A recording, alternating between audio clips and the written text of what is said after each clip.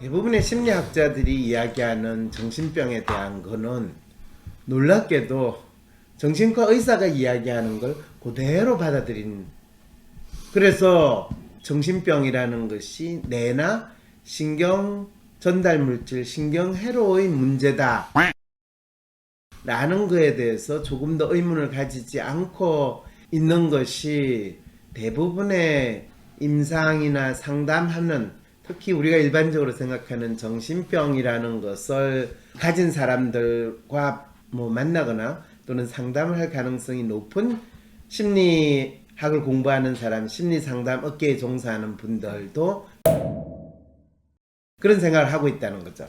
심리학자들이 또는 심리상담하는 사람들이 당신들이 다루고 있는 심리라는 것이 무엇인가에 대해서 모른 채 그냥 마음은 내에 있을 것이다 라고 막연히 믿었던 19세기, 20세기의 의학자들의 생각을 무조건 받아들인 경우가 바로 그 사례입니다 라고 이야기를 하는 거죠. 이거는 이제 지난 학기에 심리치료 역사를 배우신 분들이라면 그 말이 무슨 뜻인지 분명히 알 거예요. 그런데 그렇지 않았으면 되게 헷갈린다 라고 생각할 텐데, 그렇기 때문에 심리학의 역사가 무엇이며 인간 심리에 대한 탐색은 어떻게 시작되었는가를 여러분들이 알아야 될 게 더 필요한 거죠. 사실 그래서 심리학의 역사를 먼저 배우고 심리치료의 역사를 배우게 되는데,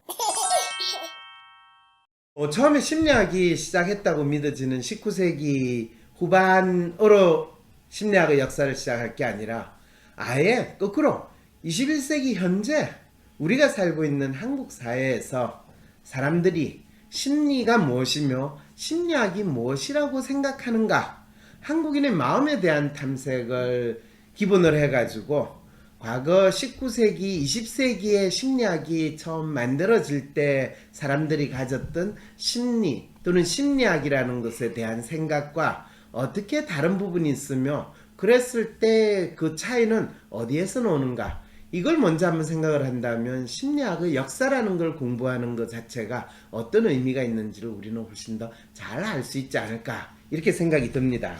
그래서 오늘 여러분들한테 먼저 존 락이 이야기하는 거,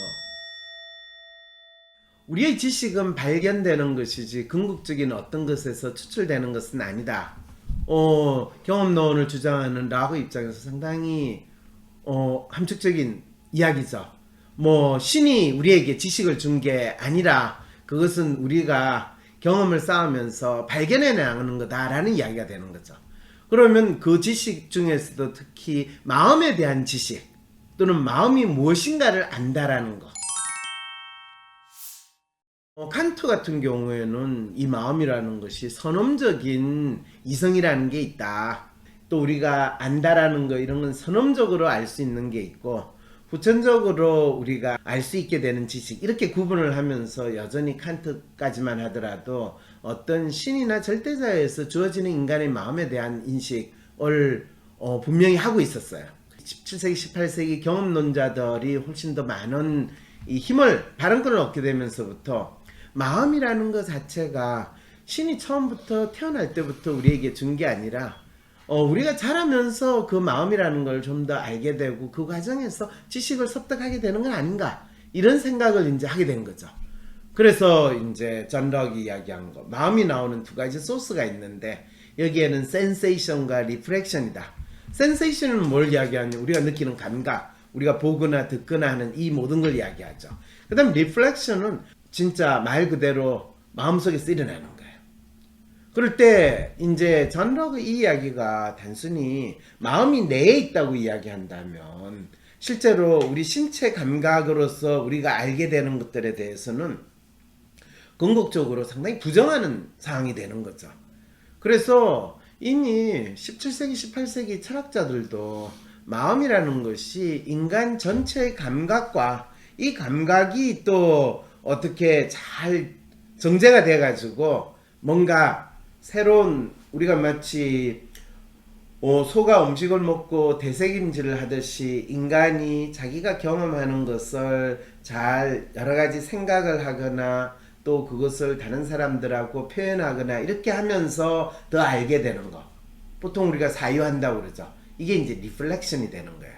이것이 마음을 만든다.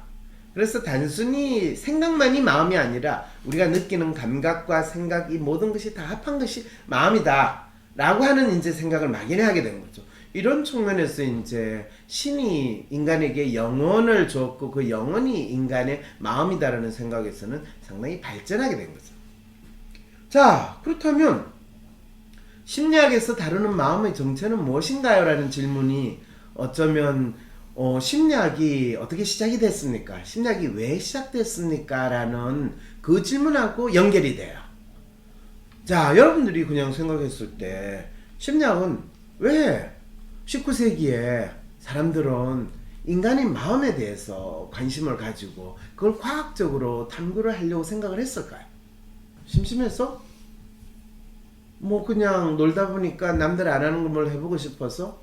아니면 그거 하면 돈이 좀 벌릴 것 같아서? 세상이 산업혁명으로 급격하게 바뀌고 세상이 산업혁명으로 급격하게 바뀌고 세상이 코로나19로 지금 뒤집어지고 이랬을 때 앞으로 어떻게 될 것인가? 어떻게 살아야 되나 나도 어떻게 살아야 되나? 그런 나도. 탐색을 그때 19세기 때 이제 하지 않았을까? 그렇죠. 거기서 이 이야기인 거예요. 내가 어떻게 살아야 되나? 내가 어떻게 살아야 되나? 그랬을 때 어떤 마음을 가지고 살아야 되지? 뭘 생각하면서 살아야 되지? 신을 믿는 게 맞나 뭐 이런 생각 하지 않았을까? 신을 믿는 게 맞냐라는 생각은 이미 십자군 전쟁할 때부터 회의를 하기 시작했어요. 신은 과연 존재하는가? 존재한다면 인간으로 알고 이런 바보 같은 짓을 하게 만들 리는 없지. 그래서 십자군 전쟁 이후에 이 중세 사회가 붕괴되기 시작을 하는 거예요, 사실은. 실제로 이 산업혁명이든 뭐 외부에 일어나는 여러 가지 변화는 16세기, 17세기, 18세기까지 있는데 19세기에 들어와서 인간은 더욱더 내가 어떻게 살아야 될 건가라는 질문을 함과 동시에 내 마음이 뭐지? 그러면서 인간의 마음이 뭐지? 신이 인간한테 마음을 준 것이 아니라 인간 스스로 자기 마음이 어떤지를 알고 싶으면 이걸 어떻게 알 수 있는 거지? 이 질문을 이제 해보기 시작을 한 거죠. 그랬을 때 그 당시에 가장 발전했다고 하는 게 과학이거든요.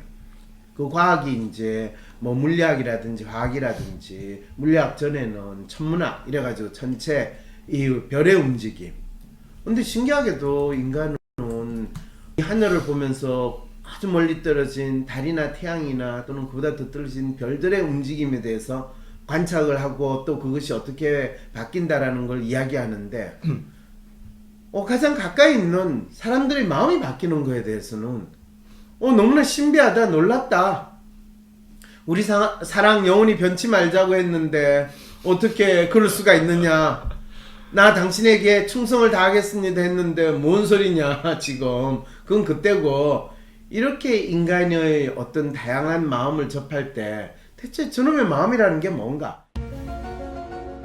그랬을 때 물리학이나 화학에서는 눈에 보이지 않는 어떤 뭔가를 찾아내겠다고 이 만물의 근본이 되는 이 물질의 구성 요소를 찾아내겠다고 할 때 그럼 마음이라는 것도 찾아낼 수 있지 않을까요? 라는 질문을 막연히 하기 시작을 한 거예요. 근데 뭔가 찾아내려면 그게 뭔지에 대해서 먼저 규정부터 해야 되는데 이 마음을 규정하는 게 이제 쉽지 않게 된 거죠. 그래서 물리학에서는 가장 먼저 물질을 찾는다면 이게 무슨 물질인지 무게도 재보고 또 빛을 쬐가지고 이게 실제로 성질이 딱딱한지 부드러운지 물처럼 흐르는지 뭐 고체인지 액체인지 공기처럼 나다닌지 이런 식으로 성질을 구분하는데 마음이라는 건 어떻게 그거를 구분할 수 있을까? 이제 이런 것들이 다 마음에 대한 막연한 질문인 거예요. 그런데 여기서부터 이제 그 마음을 나의 마음이라고 생각을 해서 나 자신에 대한 탐색을 하는 사람이 있었고 내 마음이 다른 모든 사람들하고 비슷한 마음일 거야 믿고 내가 내 마음에 대해서 탐색을 하면 그것이 일반적인 인간의 마음일 거야 라고 탐색을 하는 그런 경우도 있는데 여러분들은 어느 쪽을 더 선호하시겠어요? 이 시골 어촌에 길거리에서 좀 뭔가 풀릴 것 같습니까? 사주 관상 봐주세요 할 때 저 물어보는, 이게 대부분의 사람들이 마음을 안다라고 할 때 일반적인 생각이라면, 왜 너 마음을 알려고 그러냐? 저 사람 마음을 네가 왜 알려고 그러냐? 아, 저 사람 마음을 알기만 하면 저 사람이 역모를 꾀하는지, 아니면 저 사람이 앞으로 인생이 잘 나갈 건지 그걸 알 수 있습니다 라는 사람들이 믿음이 있는 거야. 마치 우리가 하늘의 별을 보면 뭐 다음 주에 비가 올지, 기온을 잘 파악을 하면 코로나19가 다음 주에는 이제 어느 정도 수그러들지, 이런 것처럼 세상의 변화에 대한 이치를 안다라는 것을 마치 그 사람의 삶의 변화나 운명이 어떻게 달라질 것인가를 그 사람의 얼굴을 보면서, 관상이라는 걸 보면서 알 수 있다. 근데 이게 참 얼마나 사람들이 사람의 마음이라는 게 무엇인가에 대해서 규정하기가 참 쉽지 않았고, 그래서 인간은 자기의 마음이 어떻게 드러나는가 신체를 통해서 드러날 것이다 라는 그런 생각도 하면서, 또 그것이 마음이 드러나기만 하면 운명이, 그 사람 운명이 보인다 라는 생각을 하는 게 상당히 오래전부터 가져왔던 기대이자 희망이었다라는 거죠.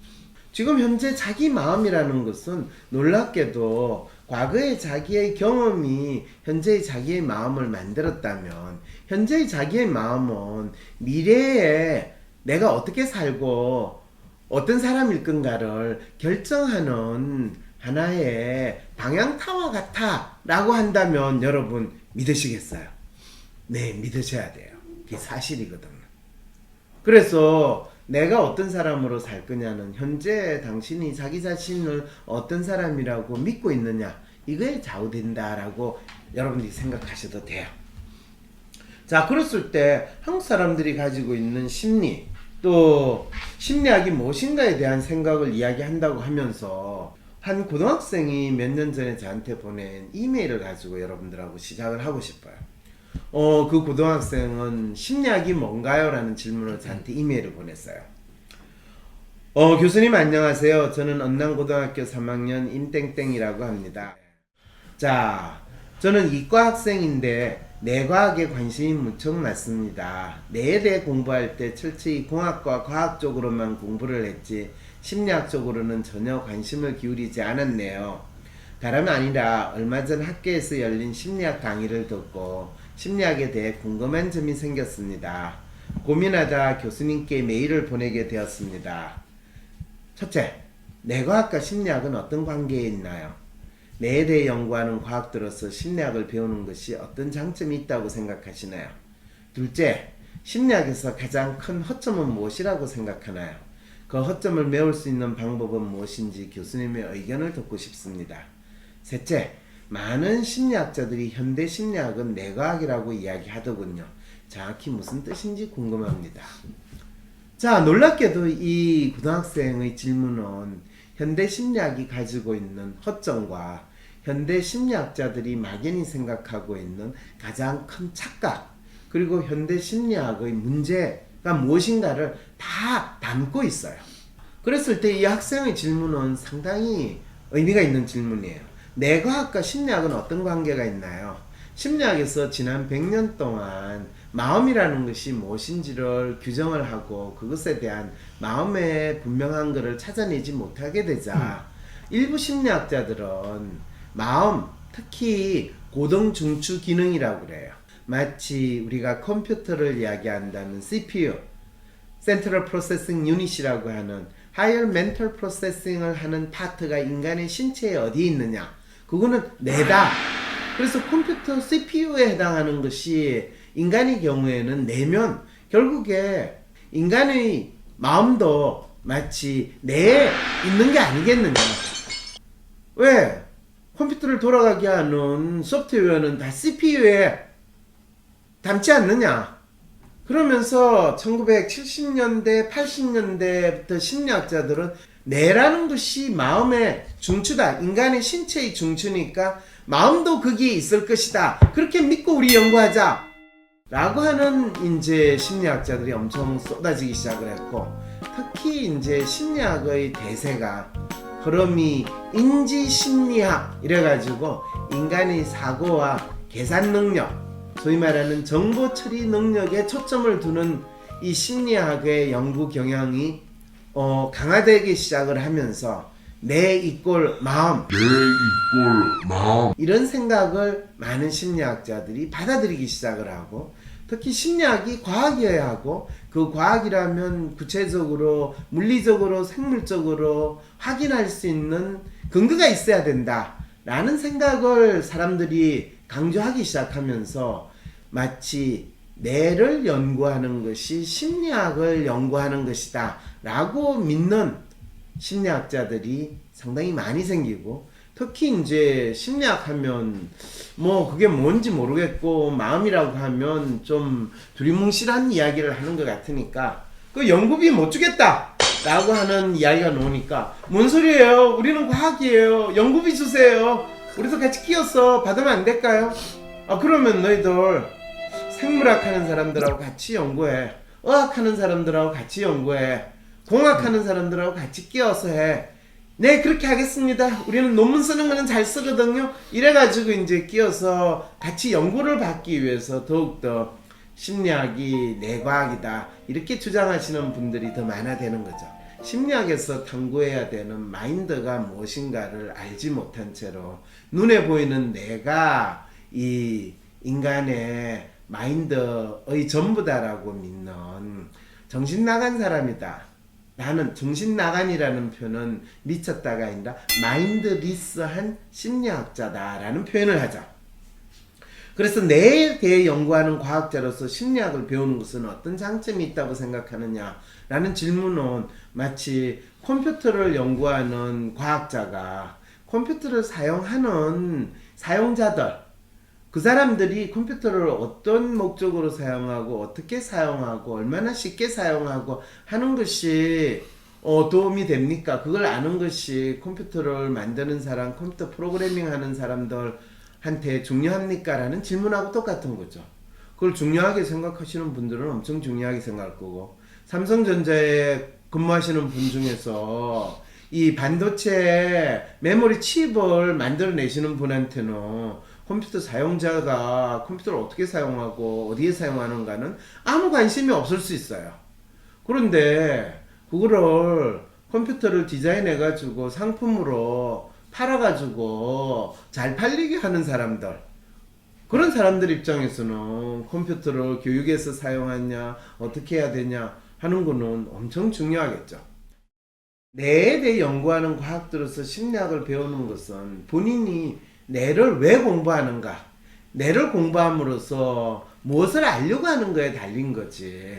본인이 무작정 뇌를 공부하니까 심리학이 도움이 될 거다라고 생각하면 무조건 먹어두자, 무조건 걱정되니까 쌀과 라면을 사두자 라고 하는 그 마음하고 별로 다르지 않다라는 거죠. 심리학에서의 가장 큰 허점은 무엇이라고 생각하나요? 그 허점을 메울 수 있는 방법은 무엇인지 의견을 여쭙습니다. 아까 이야기했죠. 1970년, 80년 들어오면서 실제로 심리학이 상당히 다양한 분야에서 활용이 되기 시작하고, 심지어는 인간을 안다라는 것이 실제로 무엇보다 중요하다. 그것이 생명현상에 대한 파악이나 또는 경제현상이든 또는 의학에서 인간을 아는 거, 또 그 인간 중에서 인간의 마음을 아는 게 더 중요하다 이런 생각들을 다 하게 되고, 또 기술이 발전한 수준이 됐는데 여전히 미지의 영역에 있다. 지구상에 온갖 안 가본 오지 없고 다 탐험을 했는데 놀랍게도 그 인간은, 여러분 히말라야산 꼭대기도 가고 남극도 가고 북극도 갔는데 인간의 마음을 탐구한다. 그 마음의 본질이 뭔가, 또는 인간의 신체에 대한 생명의 신비를 밝힌다. 이런 것일 때 가장 이 신비로운 신체 기관으로 남아있는 거는 뇌라고 사람들이 믿게 되는 거죠. 사실은 인간의 신체에서 세포 하나, 그 세포 하나에 있는 미토콘드리아, 그 미토콘드리아 안에 있는 핵산, 요즘 뭐 RNA, DNA 이야기하는 핵산, 심지어는 염기 서열, 유전자 지도 이거를 다 풀었다라고 주장을 하지만 여전히 그 미토콘드리아 안에 있는 핵이 어떻게 분할을 하고 어떻게 생명이 만들어지는가에 대해서 인간은 여전히 몰라요. 코로나19 바이러스의 정체가 뭔가, 그 정체를 알아내가지고 이 바이러스를 죽일 수 있는 백신을 못 만들고 내고 있는 것이 인간의 생명과학의 수준이거든요. 아직 우리가 생명의 신비에 대해서 몰라요. 그럼 쪽팔리잖아요. 그러니까 이 생명공학 하시는 분들, 과학 하시는 분들이 뭐라고 이야기했냐면, 그거는 아직 미지의 영역이고, 특히 생명에 대해서, 인간에 대해서 더 알려면 뇌에 대해서, 뇌를 알아봐야 됩니다. 뇌가 아니고요, 브레인. 이렇게 하면서 이제 첨단 과학이라고, 새로운 과학이라고 나온 게 뇌과학인데, 그 뇌과학이, 뇌가 뭐지? 발, 뭐 다리, 이런 신체 기관의 일부면 틀림없는데 이 뇌 자체가 하나의 생명체로 작동하지 않을까? 그걸 인간은 뭐라고 그러지? 심리학에서는 그걸 마음이라고 그러는 것 같은데, 마음 맞죠? 뇌가 마음이냐고? 우리도 잘 모르겠어요. 이렇게 이야기 안 하고, 아무래도 뇌에서 사고가 일어나고 이 여러 가지 인간의 감각이 뇌로 다 뭉치는 걸 보고, 그 다음에 컴퓨터를 비유를 하자면 뇌가 CPU니까, CPU가 없으면 컴퓨터는 말짱 꽝이잖아요. 그러니까 그걸 마음이라고 이야기하는 거, 인간이 마음이 없으면 멍하고, 마음이 고장나면 미쳤다고 그러고, 마음이 빠지면 좀비가 되거나 하는 거니까, 물질적인 근거를 대라고 한다면 뇌를 마음이라고도 할 수도 있겠네요. 사실은 나는 생각한다, 고로 존재한다 라고 할 때 데카르트는 마음이 뇌에 있다고 생각하지 않고 송가선이라고, 내분비 기관인데 그거를 호르몬 분비라고도 이야기하고, 그게 그 속에 마음이 있다라고 막연히 생각을 했다는 거예요. 그래서 분명히 뭔가 인간의 신체 안에 에센스가 있는 거, 그거는 마치 이제 여러분들이 인간을 이 컴퓨터로 비유를 하면 CPU라고 생각하는 게 전혀 다르지 않은데, 이게 이제 한편으로는 마음에 대한 구체적인 연상을 할 수 있는 도움이 됐지만, 컴퓨터 하는 사람들한테 CPU가 컴퓨터다 라고 하면 너 미쳤나 이럴 거예요. 왜? 삼성전자에서 만들어내는 반도체는 이 뭐 컴퓨터 안에 CPU로 들어가지만 스마트폰에도 들어가고, 모니터에도 들어가고, 심지어 자동차에도 들어가고, 네이비에도 들어가고, 모든 데 다 들어가는 거야. 그럼 인간의 마음은 삼라만상에 분산돼 있나요? 부처님이 그랬잖아. 부처의 마음은 삼라만상에 다 널려 있다고. 부처님은 컴퓨터도 없을 때 컴퓨터 칩에 대한 거를 그렇게 예견을 하셨군요. 여보시오. 이렇게 되는 거죠. 그럴 때 뭐 쉽게 이야기해서 마음을 그렇게 생각을 할 수 있지만은, 현대 심리학자들이, 많은 심리학자들이 현대 심리학은 뇌과학이다라고 이야기하는 거는 100년 전에 비해서 마음이 뭔가를 이 좀 더 비유로 보여주는 물건들이 많이 생겼다라는 것 정도로는 알 수 있지만, 여전히 마음이 인간에게 있어 구체적으로 무엇인가에 대해서 모르고 있다라는 것을 더욱더 알려주게 되는 거죠. 그리고 놀랍게도 심리학의 역사는 인간이 지난 거의 150년 동안 마음이 무엇이며 이 마음을 어떻게 파악할 것인가 노력했던 역사라고 한다면, 현대 심리학, 21세기에 한국 사회에서 살고 있는 한국 사람들이 심리가 무엇이며 심리학이 무엇인가라는 질문을 던지는 것도 전혀 이상하지 않는다는 거죠. 심리는 그럼 뇌다. 그러면 심리라는 것, 마음이라는 것은 뇌라는 신체 기관에 좌우되는 겁니까? 그랬을 때, 아니 컴퓨터가 CPU라고 그런다면 그럼 모니터나 키보드나 메모리는 뭐예요? 그거 키보드가 고장나도 어차피 그 컴퓨터 못 쓰고, 모니터 고장나도 그 컴퓨터 못 써요. 인간이 작동을 못한다라는 거는 뇌만 손상이 되면 인간의 경우에는 작동을 못하는 것처럼 보여요. 왜냐하면 뇌가 손상이 되면 그냥 해가 식물인간이 되고 팔 하나 끊어져도 다리 하나 부러져도 인간은 잘 움직이거든요. 그러니까 눈으로 보여지는 움직이는 것만을 가지고 마음이 뇌에 있을 거라고 하는 이런 단순한 착각을 한다라는 것이 심리학자들의 멍청함이라는 것을 여러분들이 생각한다면 심리학자가 마음이 뭔가를 파악하는 게 참 쉽지 않은 일이다라는 것을 더 알 수 있게 되는 거죠. 그래서 지금은 마음이 뇌 그리고 뇌과학 이퀄 심리학이라고 이야기하는 심리학자들은 과거에 비해서 조금 떨어졌는데 심리학자가 자기의 존재감을 인정받기 힘들어하고 특히 한국 사회에서 그게 1980년대 90년대 들어와서 더 심해졌고 그 다음에 이제 연구할 돈을 얻기가 힘들 때 그때 한국 사회에서 뇌과학 진흥 이러면서 뇌과학에 대한 연구비를 엄청 많이 풀었어요. 그게 1990년대 후반기에서 2000년 10년까지 지금도 사실은 뇌과학 연구 많이 푸는데 그걸 주도했던 사람들이 이제 의대에 계시는 의사들하고 이 생물학 하시는 분들 그분들이 이제 뇌를 팔아가지고 수천억의 연구비를 끌어들일 때 그리고 실제로 많은 질병들 특히 뇌에서 일어나는 질병들이나 또는 정신병이라고 하는 거는 다 뇌 신경회로의 문제 신경 전달 물질의 잘못에서 일어나니까 그 뇌의 신비를 밝히기만 하면 정신병 환자들을 치료할 수 있는 약까지 다 만들어낼 수 있고 그 신경 전달 물질이나 신경회로의 고장을 고칠 수 있다 이렇게 주장을 하니까 언제가 될지는 모르지만 연구비 받는 데는 너무 좋은 거죠.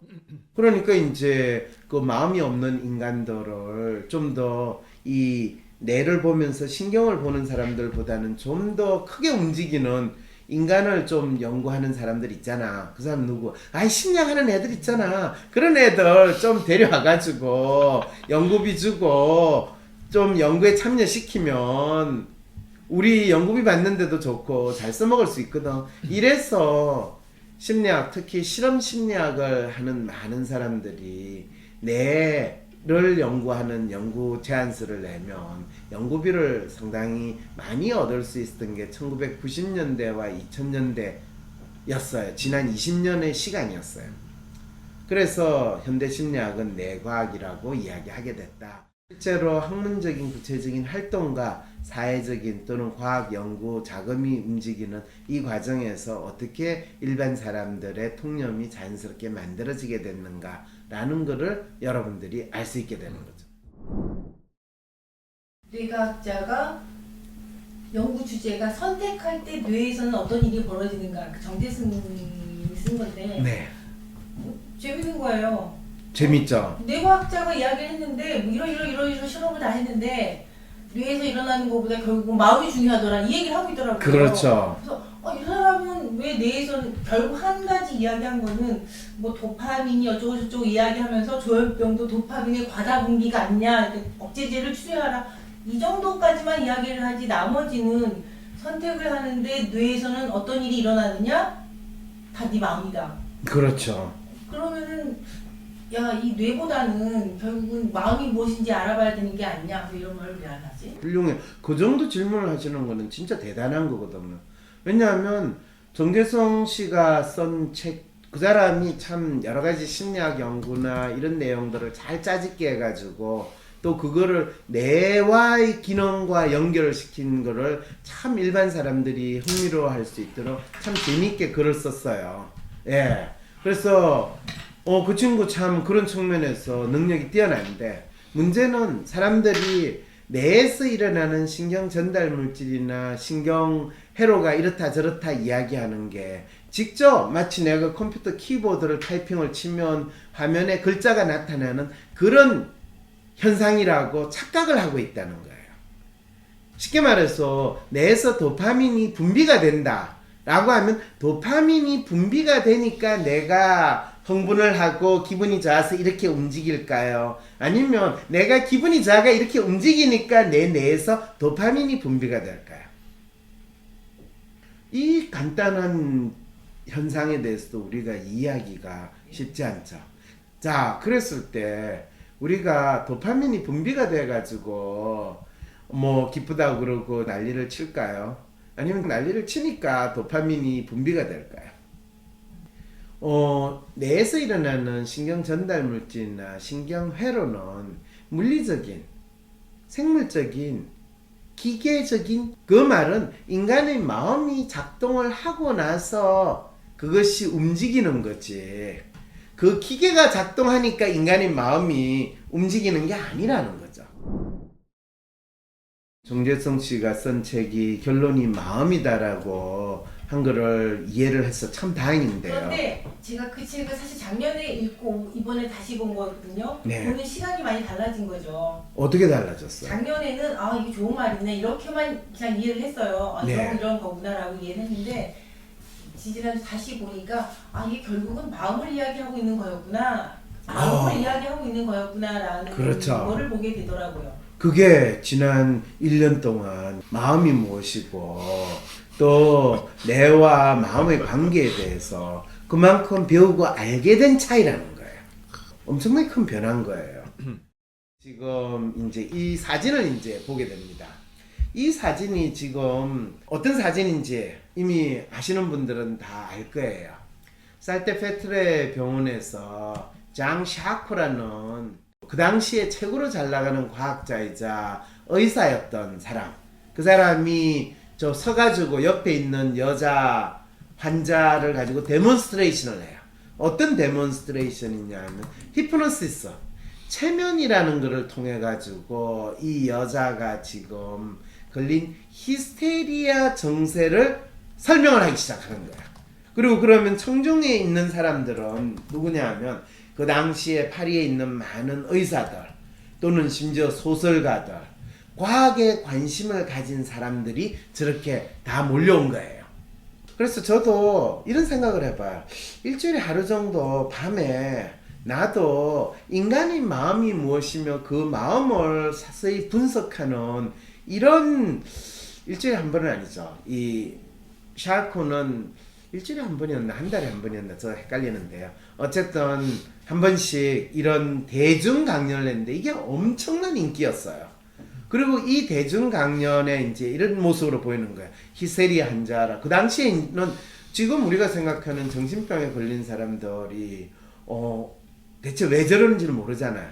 이 히스테리아 환자는 지금 제가 마음을 구분하는 구분으로 이야기를 한다면 로맨티스트, 아주 로맨티스트, 전형적인 로맨티스트의 매뉴얼이지 않을까, 매뉴얼 성향이 높은 사람이지 않을까 하는데 그 당시 사람들은 이게 뭐 과학의 놀라운 이 발견이자 데몬스트레이션이라고 생각을 해서 구경을 했고 또 샤르코는 그렇게 한 것 같아요.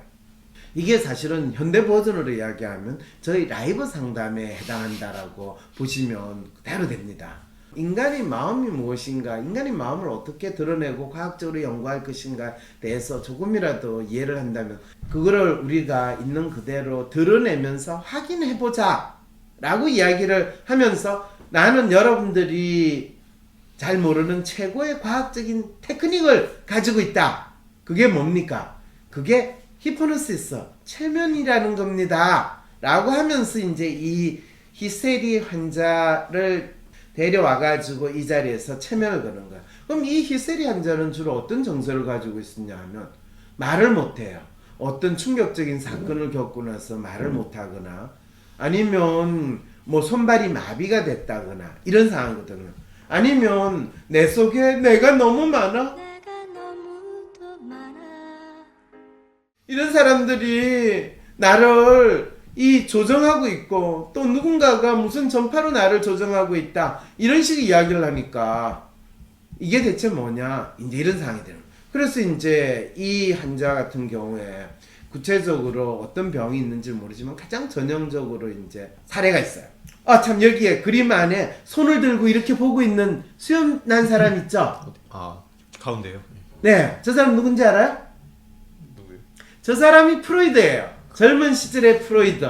프로이드가 아직 비엔나에서 소위 말하는 의사 개업하기 전에 그때 6개월 파리에 단기 연수를 왔었어요. 장학금을 받아가지고. 이 병원에서 샤르코 밑에서 이 연수를 하고 있을 때 프로이드가 저기 있는데 이걸 그림으로 그리는데 이 그림을 누가 그린지는 모르겠어요. 근데 이게 역사적으로 상당히 유명한 장면을 나타내는데 그럼 이 환자를 이제 프로이드가 이야기하는 대표적인 히스테리 환자의 예를 든다면 말을 못하는 이제 젊은 여성이에요.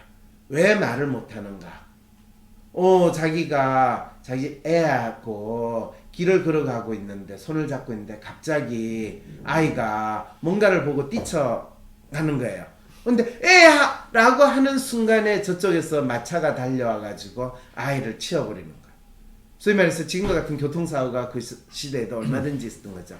그걸 보고 이 엄마는 기절을 하고 그 기절을 하고 일어났는데 말을 못하는. 자, 그랬을 때 이 말을 못하는 상황이라는 것 자체를 어떻게 치료할 것인가? 말을 못하고 하게 있고 근데 뭐 혀를 다친 것도 아니고 목을 다친 것도 아니고 그런데 움직이기는 한데 말을 못하는 이제 이 상황이 된 거야. 자, 그러면 샤크는 자, 이 오늘 공개 강의에 그럼 사람들이 있는 데서 앞에 사람들이 많이 보이나요? 말을 못하니까 아무 말도 못하죠.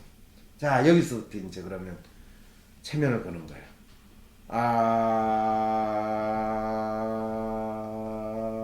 사실은 체면을 거는 방법은 여러 가지 방법이 있는데 주문을 외우듯이 마치 이 스님이 독경하듯이 독경하는 소리를 계속 반복한다든지 마라라라라라라라라라라라라 뭐 이런 식으로 한다든지 반복적인 소리를 내거나 움직임을 계속 보게 해요.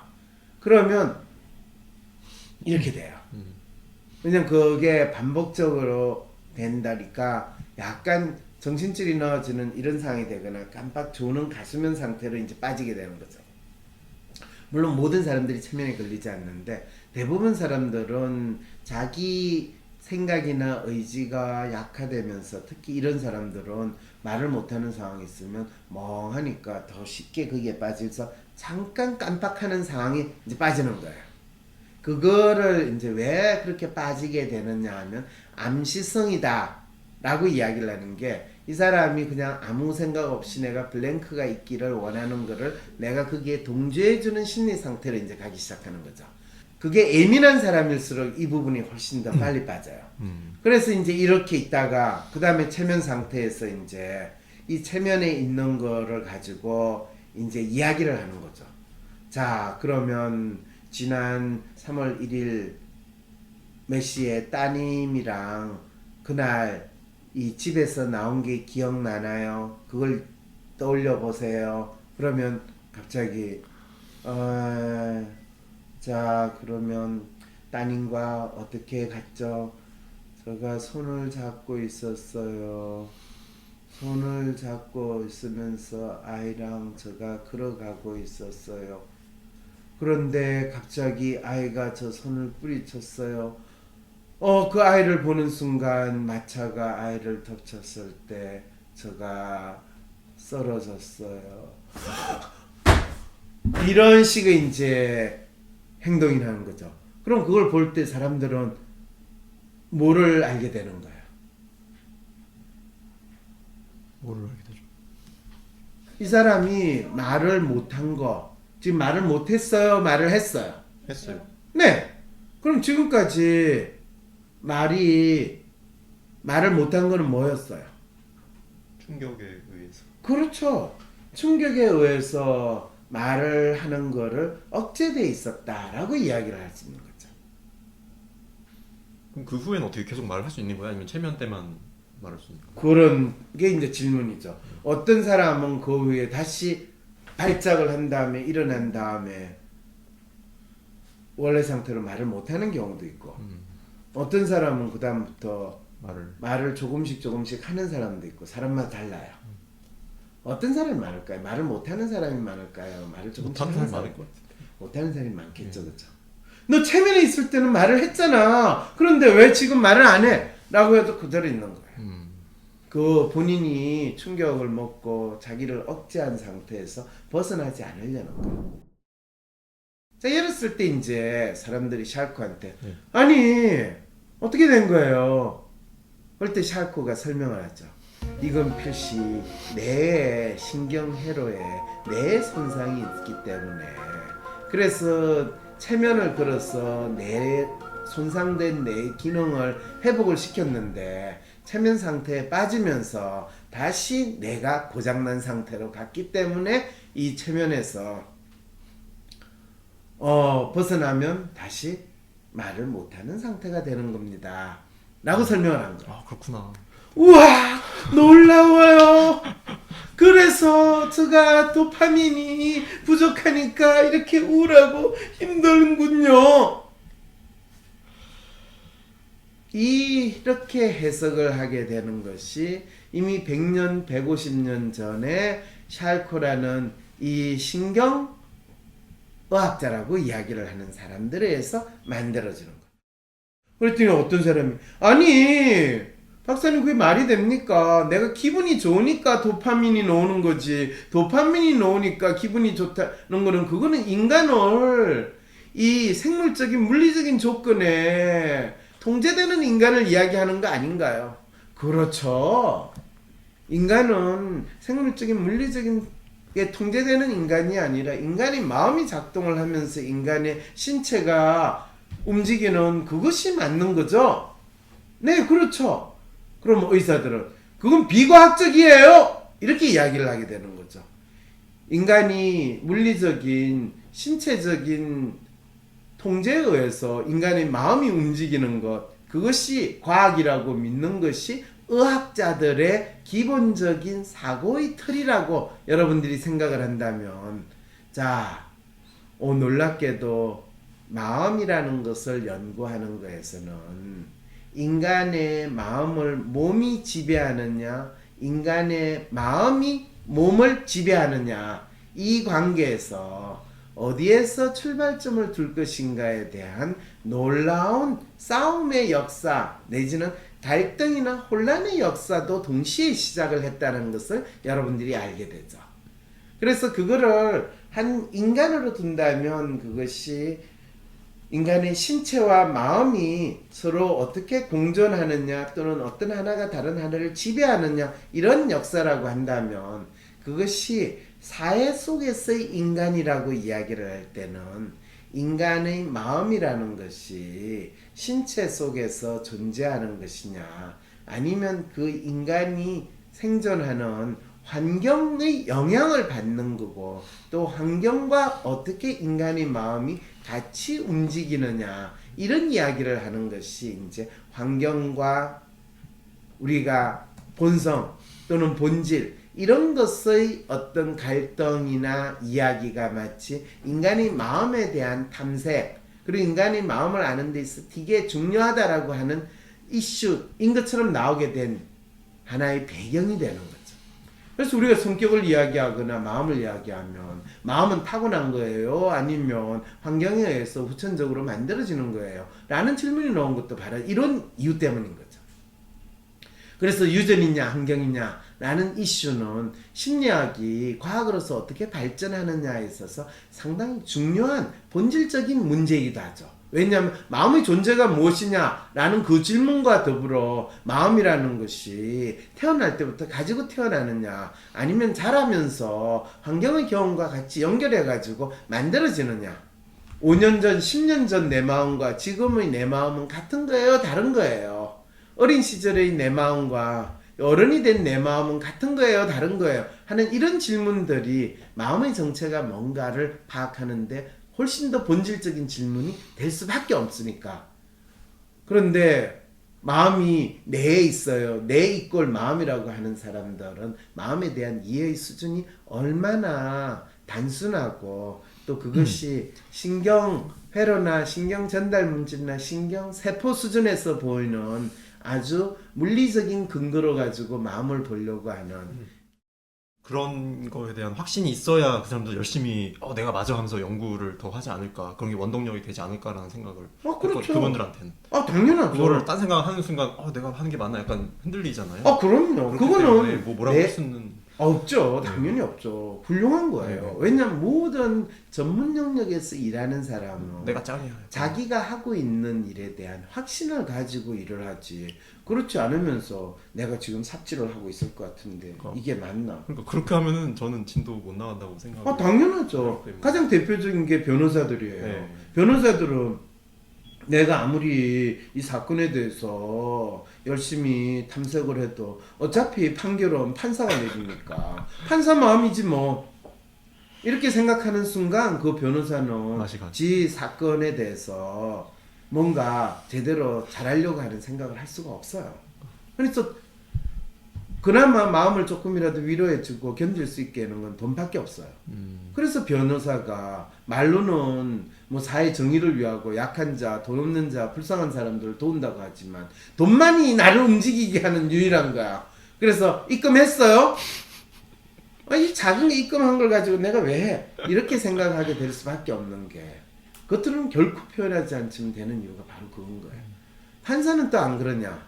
판사는 그러면 내가 진짜 이 사건의 정체를 정확히 파악해서 한 점 억울함 없이 이 관련된 사람들에 대해서 내가 제대로 판단하고 또 이 죄 있는 놈한테 벌 주고 죄 없는 사람한테 내가 그 억울함을 풀어주리라 그런 생각으로 하려면 본인이 판사 노릇을 하는 게 얼마나 힘들겠어요.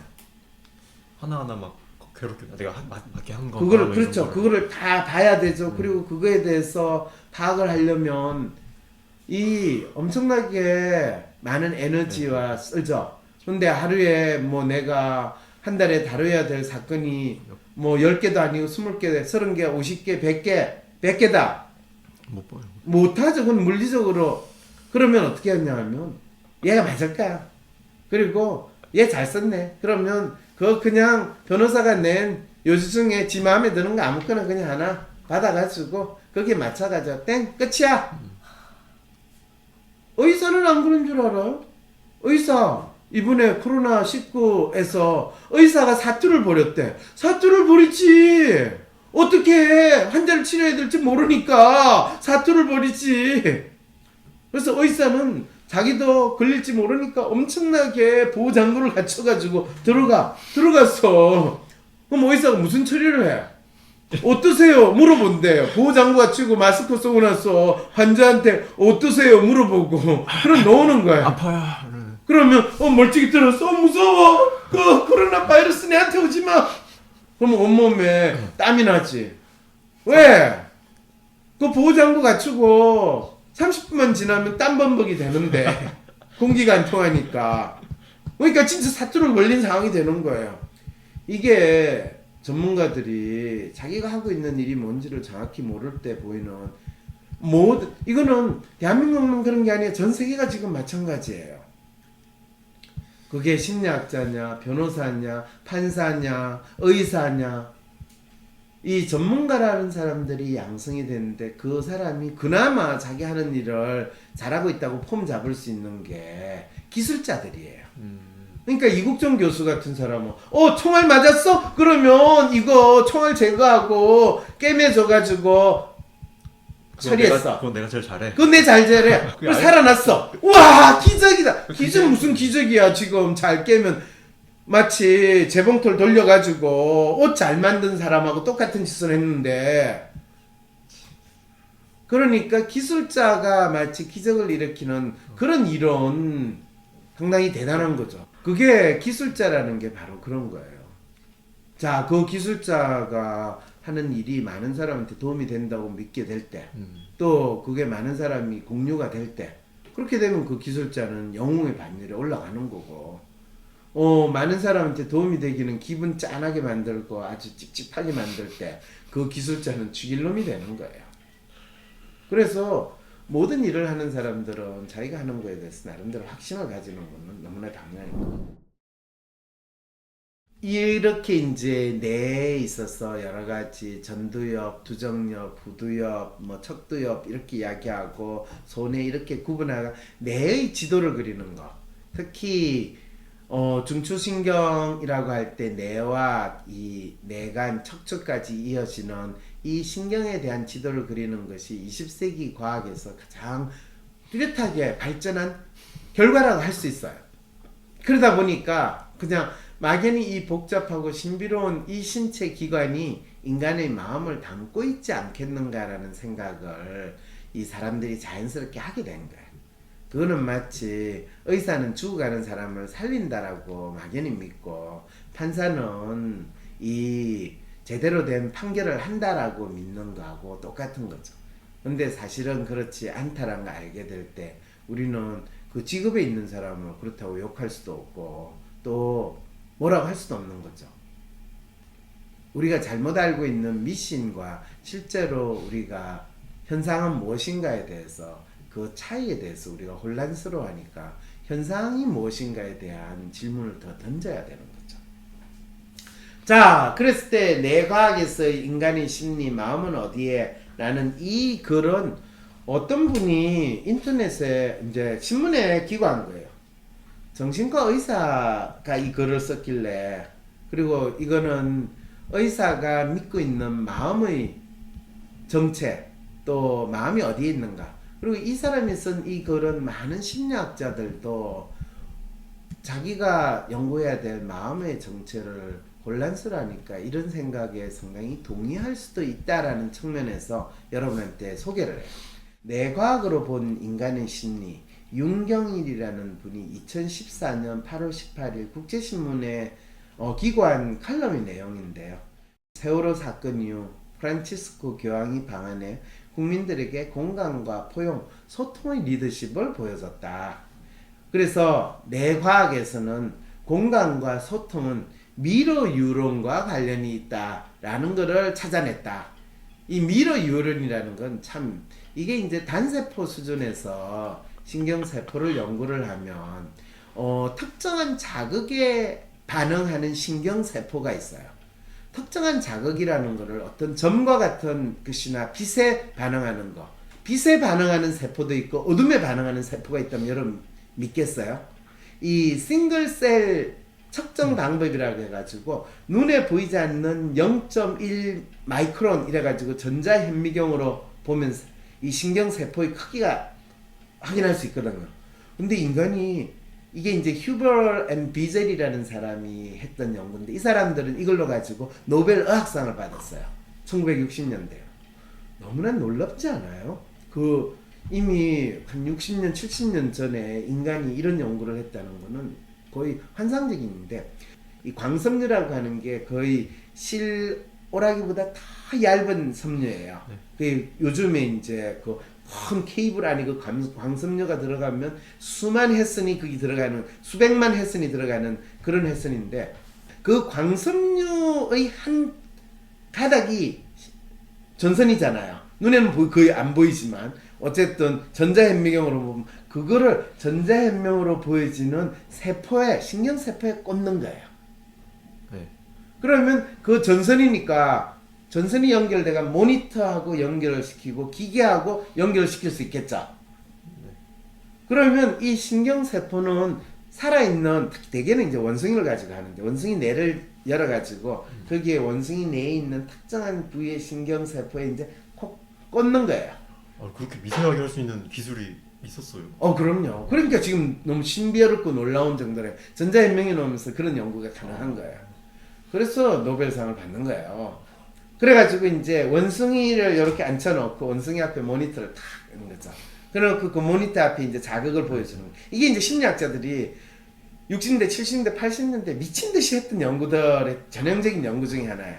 그래가지고 빛을 반짝하면 여기에 이제 뭐 전선 하나만 있는 게 아니라 전선 수십 개, 수백 개를 이제 이게 쫙 있는 거야.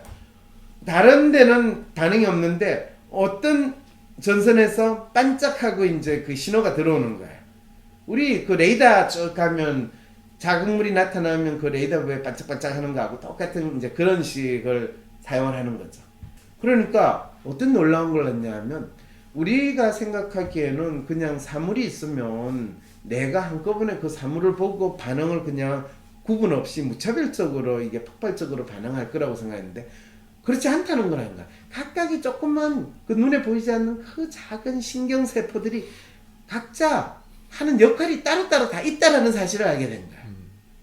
그래서 이제 이 빛에 반응하는 세포, 어둠에 반응하는 세포, 그러면서 가로에 반응하는 거. 세로 이게 세로고 이게 가로죠. 예. 그리고 가로 세로를 구분 못하는 세포 이런 정신없는 세포까지 이 세포들을 다 구분해낼 수 있는 그런 놀라운 능력이 있고 그 세포들의 구분이 서로 비슷한 역할을 하는 세포들끼리 청을 이루어가지고 있다라는 것까지도 발견을 한 거예요. 그래서 싱글 셀, 심플 셀, 컴플렉스 셀, 슈퍼 컴플렉스 셀 이런 식으로 이제 이름을 다 붙여주겠어요. 그래서 신경세포에 대한 연구가 엄청나게 이제 발전을 했는데 그게 이제 70년대, 80년대 거의 난리 났죠, 이제 막. 그리고 노벨상까지 받았으니까 곧 이제 인간이 뇌에 있는 신경의 비밀을 밝힐 수 있을 거라는 기대를 했죠. 그게 이제 내가 한참 이 심리학을 공부하기 시작할 때 10년 안에 그게 다 밝혀지면 내가 심리학 연구할 게 없어질 텐데 걱정이다. 그 전에 빨리 박사 받아야지. 이런 생각까지 했다면 참 웃기죠. 그런데 그 연구의 하나의 결과로 공감과 소통이 일어날 때만 반응을 하는 세포가 있다까지 주장을 하는 거예요. 이게 생물학 하는 사람, 또 세포 생물학 하는 사람들이 이런 주장을 할 때 내가 참 기도 안 찬다라는 생각. 소설을 쓰는 거예요, 이제. 세포 하나하나에다가 성격을 다 부여하기 시작을 하고, 그 세포 하나하나가 마치 인간이 지구상에서 살고 있는, 어떻게 보면 우주에서 지구를 딱 보면, 지구라는 생명체에 이 여러분과 같은 세포들이, 신경세포들이 꼬물락꼬물락하고 있다는 거를 우주에서 슈퍼 망원경으로 보면 슈퍼 현미경으로 보는 거하고 비슷할 거 아니야. 그래서 이 지구를 하나의 큰 생명체로 보고 그 자체를 하나의 별이라는 생명체로 생각하는 게 다 이런 메타포에서 나오게 되거든. 그래서 이 미러 유론가는 이름을 그렇게 갖다 붙인 거예요. 상대방의 무엇을 반영을 하는 유론이다. 그래서 이 미러 유론을 발견한 것도 진짜 코미디예요. 왜냐하면 이 원숭이가 자기 손을 보고 신기하다, 재밌다 이럴 때만 반응을 하는 유론인 거예요. 그리고 지 얼굴이 나타나면 막 좋다고 이렇게 할 때 반응하는 유론.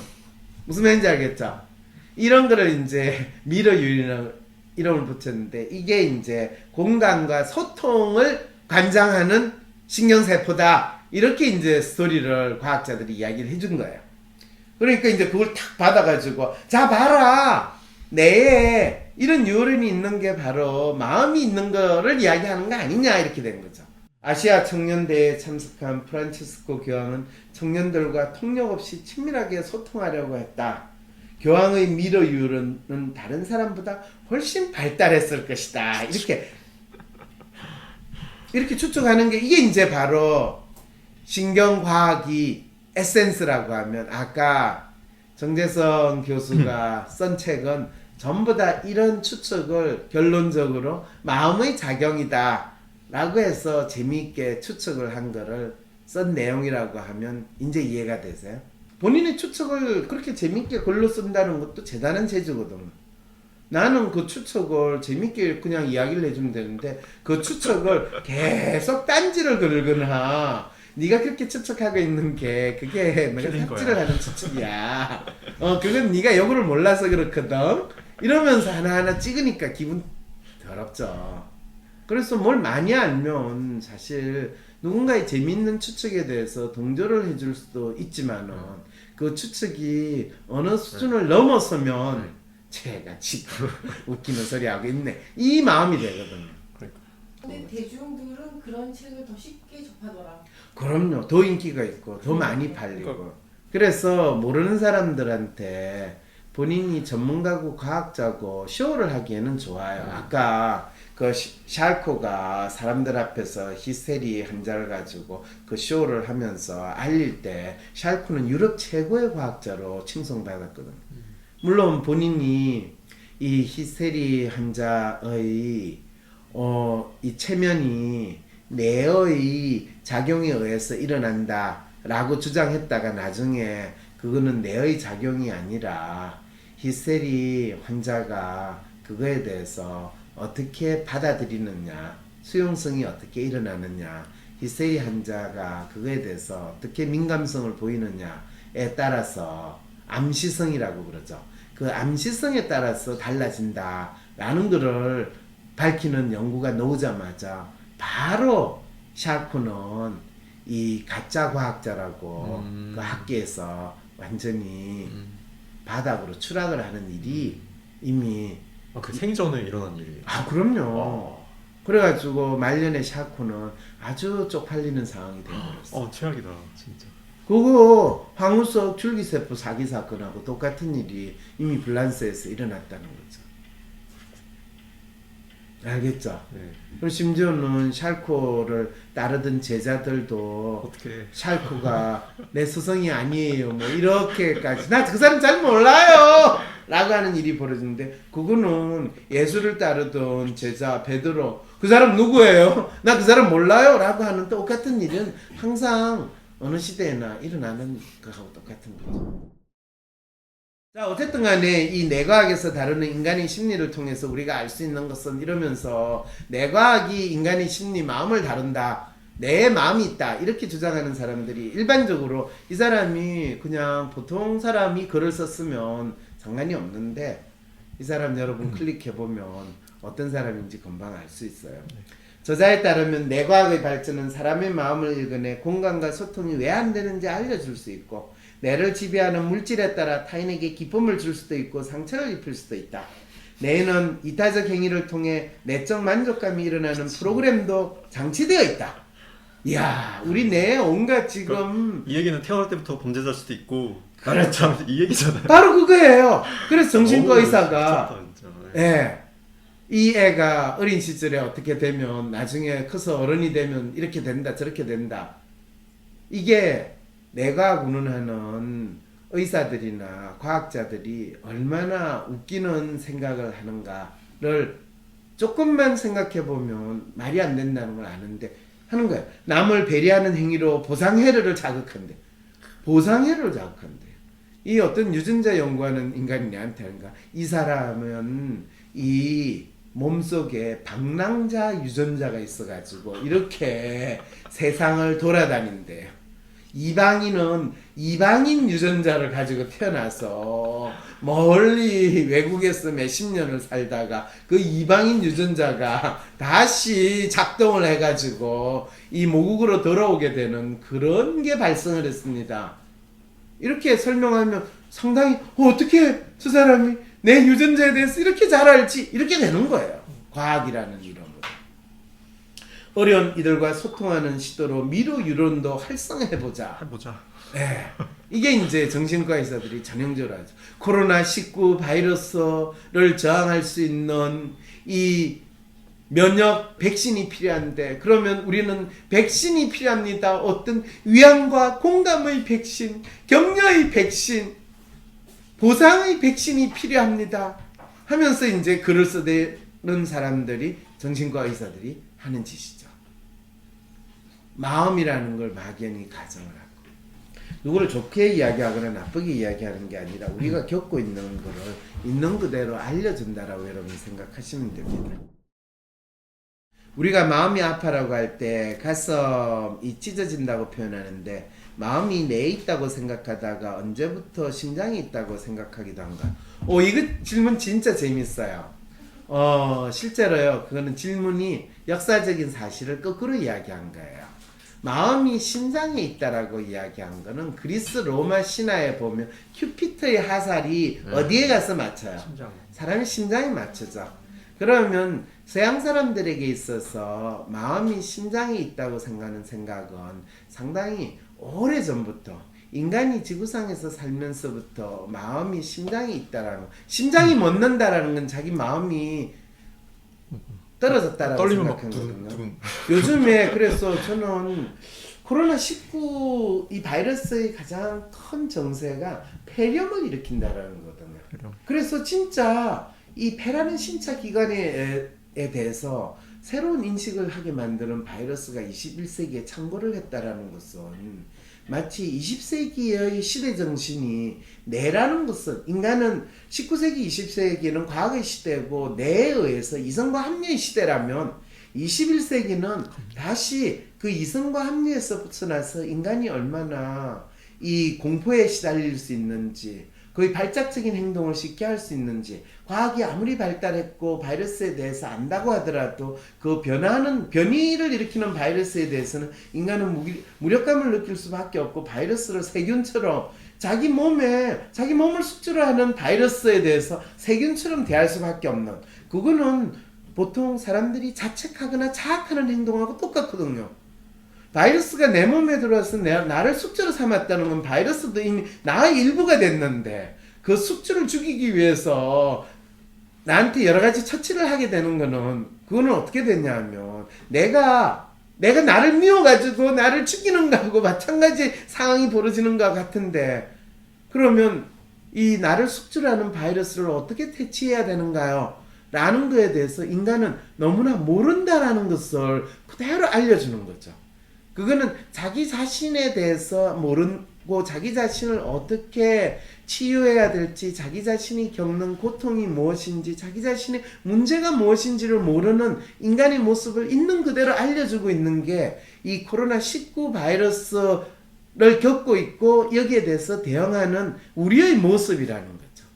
그래서 19세기와 20세기는 일반적으로 이성에 기반을 둔 과학의식이라면, 21세기는 어쩌면 인간이 자기의 본질의 모습과 그 인간을 숙주로 하는 또 다른 어떤 생명체인지 아닌지를 모르는 존재와 어떻게 공생하면서 살아야 될 것인가, 그걸 공생하지 않았을 때 일어날 수 있는 어떤 놀라운 이 신체 반응들은 어떻게 나타나는가, 그리고 가장 먼저 공격을 받는 신체 기관이 뇌가 아니라 폐라는 사실, 심장이라는 사실, 이 뜨거운 심장이 같이 뛸 때 인간은 살아있음을 느끼고, 이 심장이 멈출 때 인간은 죽음이지 뇌가 멈출 때 인간이 죽음이 아니다라는 인간의 생명의 존재 이유를 더욱더 잘 보여주는 그 놀라운 의미가 있다면, 이 21세기에 우리가 전 지구적으로 겪는 이 아픔에 대해서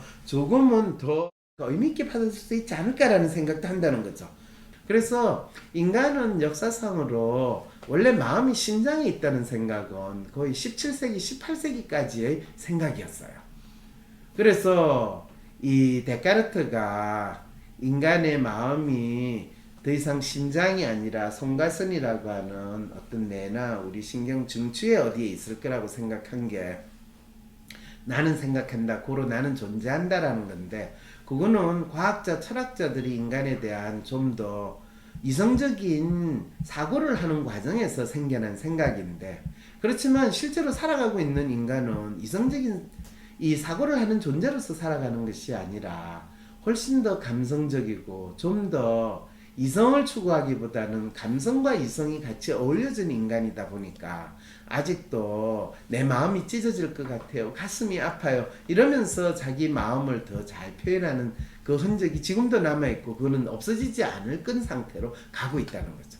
이미 이 스페인 독감이 일어났던 1918년, 그 18년에서는 그런 생각을 이해하기도 못하고 그게 대체 뭔지조차 몰랐으면, 지금 100년이 지난 2020년에 이게 벌어졌다는 것은 상당히 100년마다 일어나는 시대적인 변화에 대한 하나의 상징적인 의미로서 볼 수 있지 않을까라는 생각이 든다는 거죠. 그래서 언제부터 심장이 있다고 생각하느냐?